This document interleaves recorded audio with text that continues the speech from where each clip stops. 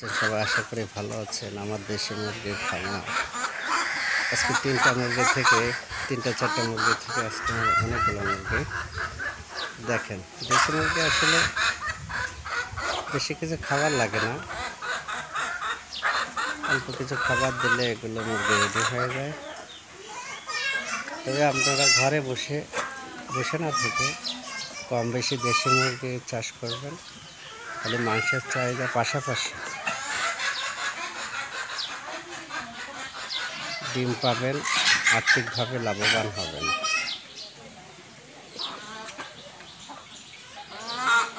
এগুলো আছে, পাশাপাশি আমার খামার আছে, ছোট ছোট ঘর আছে, তার ভিতরে এরকম 100 মতো মুরগি আছে। এগুলো আমার শখ থেকে এগুলো আমি করছি।